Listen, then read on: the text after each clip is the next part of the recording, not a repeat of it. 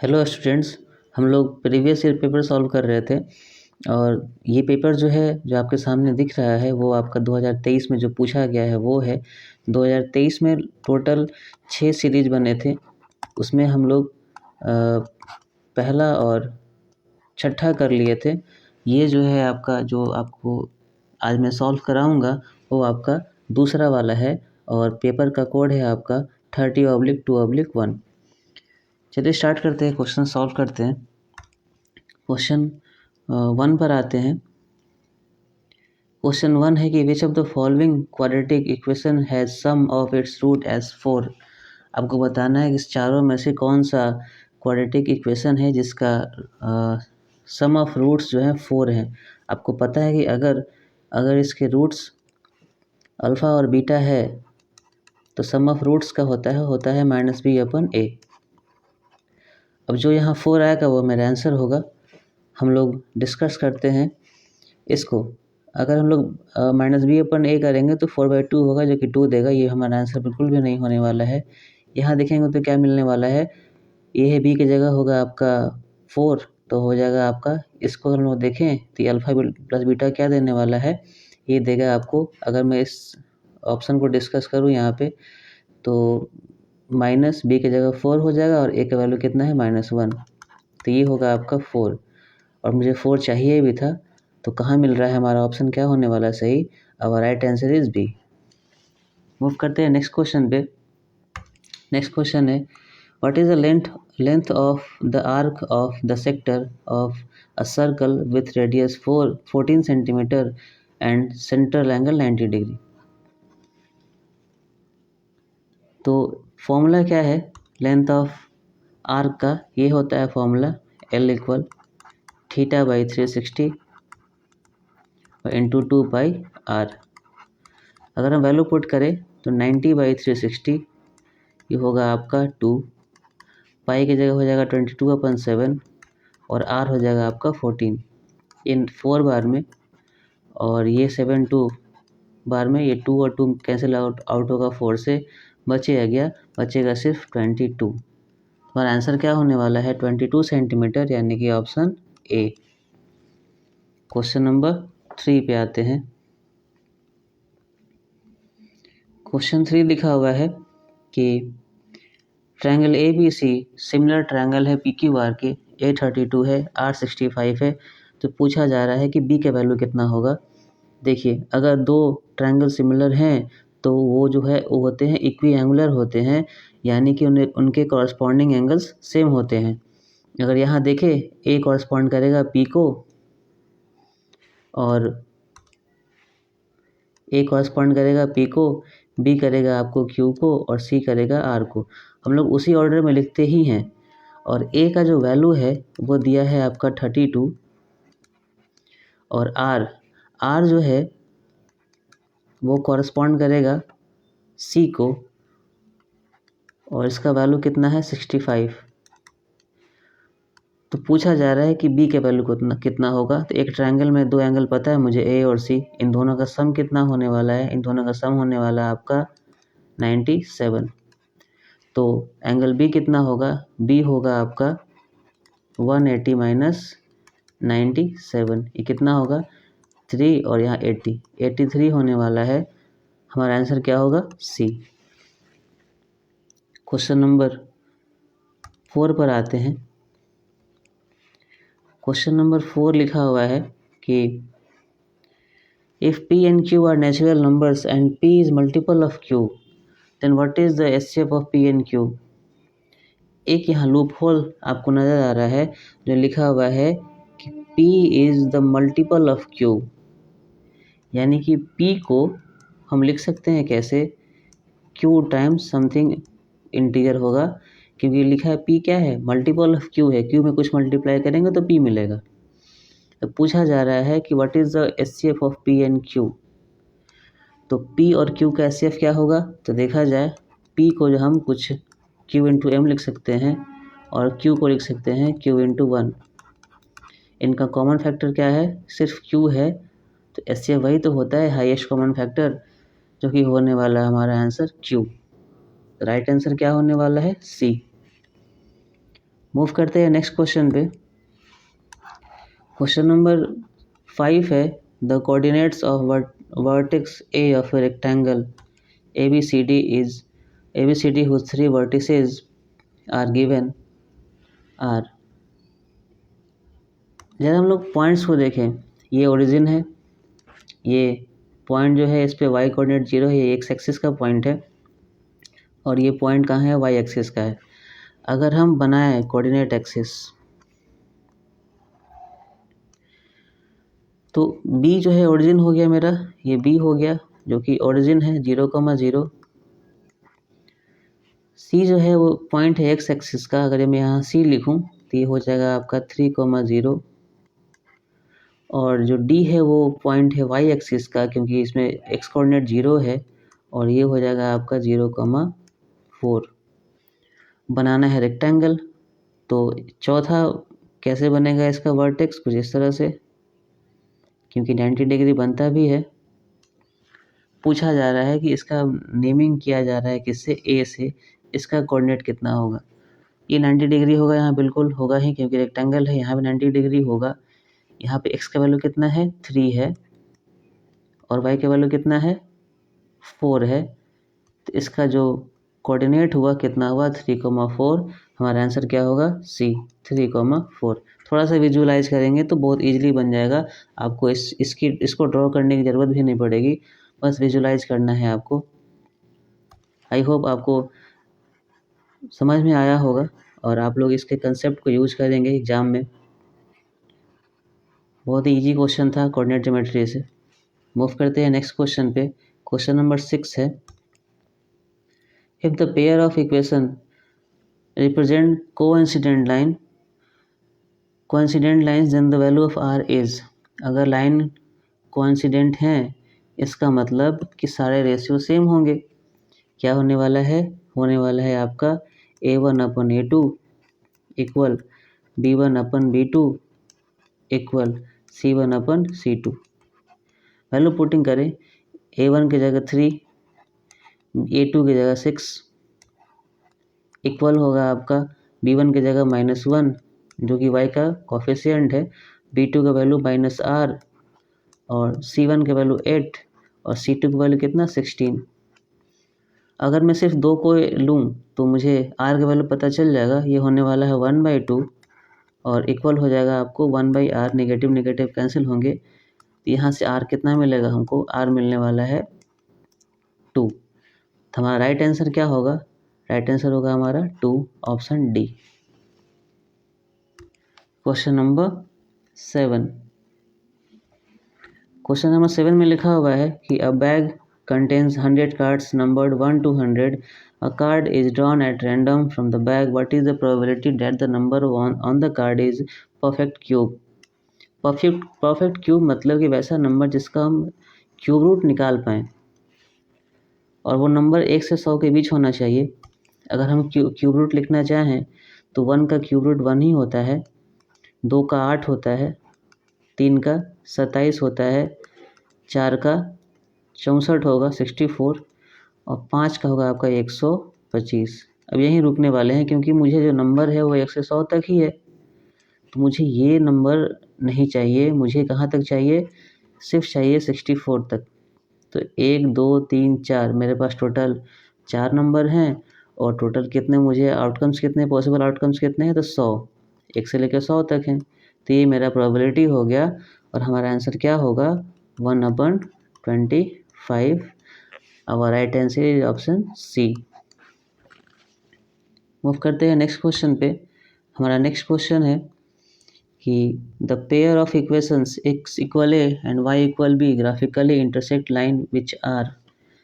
इसका सिंपल सा आंसर है कि इसका आंसर ये होने वाला है ऑप्शन डी। कैसे, अगर मैं इसको एक्सप्लेन करूं तो मैं एक बनाता हूं कोऑर्डिनेट एक्सिस बनाता हूं मैं यहाँ पे, ये x कोऑर्डिनेट x एक्सिस मानते हैं इसको मानते हैं y एक्सिस।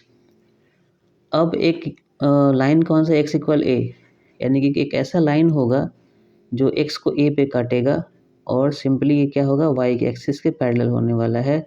ये हो गया आपका a, 0। और दूसरा लाइन है y इक्वल बी, समथिंग कोई b y का वैल्यू है जो कि y एक्सिस पर होगा, और इसका जो इक्वेशन होगा और जो ग्राफ होगा वो x एक्सिस के पैरेलल होगा, कुछ इस तरह से। ये होगा आपका 0, b। तो पूछा जा रहा है कि लाइंस कैसे होंगे, इंटरसेक्टिंग तो एकदम साफ साफ दिख रहा है, और इंटरसेक्टिंग होंगे तो कहाँ इंटरसेक्ट करेंगे। अगर हम इस पॉइंट को देखें जहाँ पे इंटरसेक्ट हुआ है, ऐसा कोऑर्डिनेट अगर लिखना चाहें तो इस पॉइंट का अगर उसको हम P मानते हैं तो P का x का वैल्यू कितना है, a है, और y कोऑर्डिनेट कितना है जो कि b है। तो कहाँ कट करेगा, a, b पर। तो ऑप्शन क्या होने वाला है, ऑप्शन डी। और सिंपली भी देखें तो x का वैल्यू a, y का वैल्यू b यहाँ दिख भी रहा है आपको, वैसे भी आप टिक लगा सकते हैं, ज़्यादा इस पर टाइम देना भी नहीं है, इजी क्वेश्चन है। क्वेश्चन नंबर 9 पर आते हैं हम लोग। क्वेश्चन 9 है कि if 1 0 of the polynomial is reciprocal to other then what is the value of k। जैसे ही रेसिप्रोकल बोले आपको प्रोडक्ट ऑफ रूट्स यूज़ करना है। क्यों, क्योंकि प्रोडक्ट ऑफ रूट करने से होगा क्या कि एक दोनों रूट्स कैंसिल हो जाएंगे, बचेगा सिर्फ 1, और फिर वहाँ से हम अननोन का वैल्यू निकाल लेंगे। तो रेसिप्रोकल मतलब कि अगर एक अल्फ़ा है और दूसरा बीटा है तो रूट्स कैसे एक दूसरे के रेसिप्रोकल, मतलब कि जो बीटा होगा वो 1/अल्फ़ा होने वाला है, तभी तो इसका रेसिप्रोकल होगा ना। यूज़ करते हैं product of root, alpha into beta, ये होता है आपका फॉर्मूला क्या है, c/a। अल्फ़ा का वैल्यू अल्फ़ा ही है, बीटा का वैल्यू हो जाएगा 1/अल्फ़ा, और c का वैल्यू कितना होने वाला है, जो ये कॉन्स्टेंट टर्म है वो पूरा ये हो जाएगा -k-2, और बाई में हो जाएगा आपका a का वैल्यू 6 है, यहाँ हो जाएगा 6। ये कट के 1 होगा सिर्फ, और ये होगा आपका k -k +2, बाई में क्या होगा 6। अगर हम क्रॉस मल्टीप्लाई करें तो क्या मिलेगा, ये हो जाएगा 6 इक्वल टू -k और +2। तो k कितना होगा, k होगा आपका 2 - 6 जो कि होगा आपका -4। हमारा आंसर क्या होने वाला है, -4। और ऑप्शन कौन सा है, ऑप्शन है हमारा ए। मूव करते हैं नेक्स्ट क्वेश्चन पे। क्वेश्चन है कि what is the total surface area of a solid hemisphere of diameter d। Hemisphere है और टोटल सरफेस एरिया पूछा गया है। फॉर्मूला सिंपल है, फॉर्मूला होता है आपका 3πr²। लेकिन हमको जो आंसर चाहिए वो डायमीटर में चाहिए। डायमीटर होता क्या है, डायमीटर होता है आपका 2 × r। तो r क्या होगा फिर, ये होगा आपका d/2। तो अगर हम r की जगह d/2 पुट करें तो क्या मिलेगा, 3π, r की जगह हो गया आपका d/2 और इसका होल स्क्वायर, क्योंकि r का स्क्वायर था, ये होगा आपका 3πd² और 2 का स्क्वायर हो जाएगा आपका 4। तो ये आंसर कौन सा होगा, 3/4πd², जो कि हमारा आंसर होने वाला है ऑप्शन डी। यही हमारा आंसर है ये। मूव करते हैं क्वेश्चन नंबर 11 पे। 11 है कि if 3 coins are tossed simultaneously what is the probability of getting at most one tail। देखिए यहाँ पे 3 कॉइन को टॉस किया जा रहा है, तो टोटल जो पॉसिबल आउटकम्स हैं, टोटल जो आउटकम्स होने वाले हैं ये होगा आपका 2⁻³ जो कि होगा आपका 8। अब है कि probability of getting at most one tail, इस लाइन पे, इस वर्ड्स पे ध्यान देना है, अधिक से अधिक एक टेल आना चाहिए। तो हम लोग देखते हैं पॉसिबिलिटी क्या होगा, कि हो सकता है कि पहले वाले कॉइन पर टेल आ जाए, बाकी दोनों पर हेड आ जाए। हो सकता है, ये भी हो सकता है कि पहले वाले पे हेड ही रहे, दूसरे वाले पे टेल आए और तीसरे वाले पे हेड ही रहे। ये भी हो सकता है कि पहले वाले पे हेड आए, दूसरे वाले पे भी हेड आए और तीसरे वाले पे टेल आए। और हम एक से ज़्यादा टेल नहीं कर सकते हैं, लेकिन मिनिमम लिमिट तो नहीं दिया हुआ है, हो सकता है किसी में भी टेल ना आए, सिर्फ हेड आए। तो अधिक से अधिक हेड अधिक से अधिक एक टेल, तो ये चारों पॉसिबिलिटी है, तो टोटल कितना हो गए 4। तो हमारा जो प्रोबेबिलिटी बनेगा हो जाएगा आपका जो पॉसिबल आउटकम्स है वो बाई में टोटल आउटकम्स, जो कि 4/8, और हमारा आंसर कौन दिख रहा है, बी। मूव करते हैं नेक्स्ट क्वेश्चन पे। क्वेश्चन में फिगर आपको दिख रहा है, इसमें डी पैरेलल बी सी है, ए डी 2 है, डी बी 3 है, ए बी 3 है। पूछा जा रहा है कि इस एक्स का वैल्यू क्या होगा। जैसे ही ट्रायंगल में कोई लाइन्स पैरेलल दिखे आप समझ लेना है कि बाकी दोनों साइड को रेशियो में, सेम रेशियो में डिवाइड करेगा। और ये कौन सा थ्योरम है, तो थ्योरम है आपका थेल्स थ्योरम। तो ये होगा क्या, ये होने वाला है आपका A D upon D B, और इधर होगा आपका ए ई अपन ई सी। जरा हम लोग वैल्यू पुट करें यहाँ पे, तो ये हो जाएगा 2/3, और ये होने वाला है 3/x। x कितना होगा, x होगा आपका 9/2। हमारा आंसर क्या होने वाला है, ऑप्शन होने वाला है आपका D, 9/2।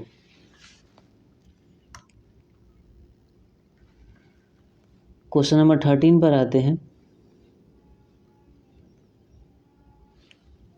The R end of a clock is 6 centimeter long. The angle swept by it between 7:20 a.m. and 7:55 a.m. is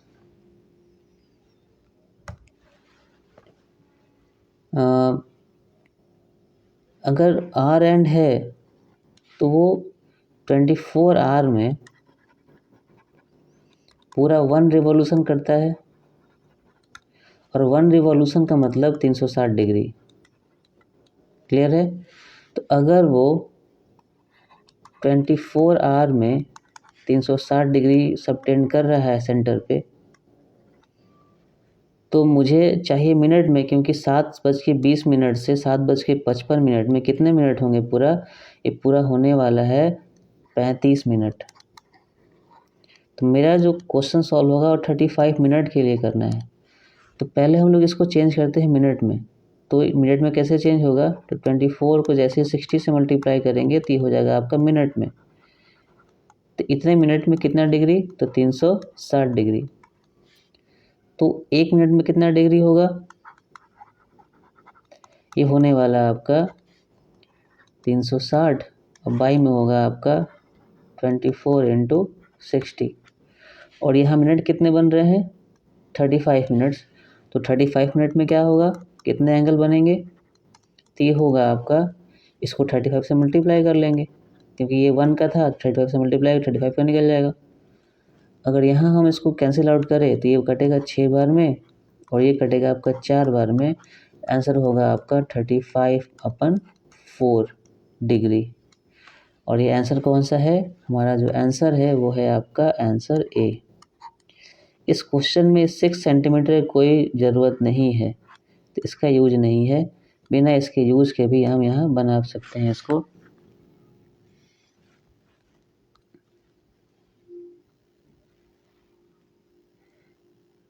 इस क्वेश्चन में 6 सेंटीमीटर का यूज नहीं है, तो बाकी जो वैल्यूज़ दिए हुए हैं यहाँ पे 35 मिनट्स, वहाँ से ही सॉल्व हो गया। मूव करते हैं नेक्स्ट क्वेश्चन पे। क्वेश्चन नंबर है हमारा 14 है, द जीरोज ऑफ पॉलिनोमियल दिया हुआ है आपको, आर गिवन बाई। अब मुझे बताना है कि पॉलिनोमियल जो है इसका जीरोज कौन कौन है। तरीके बहुत सारे हैं, ये भी एक तरीका है कि आप वैल्यूज पुट करके आप इसको देख ले कौन सेटिस्फाइड कर रहा है, तो वो भी इसका जीरोज ही होगा। तो यहाँ पे दोनों जीरोज निकालने हैं, तो हम लोग फैक्टर भी कर लें।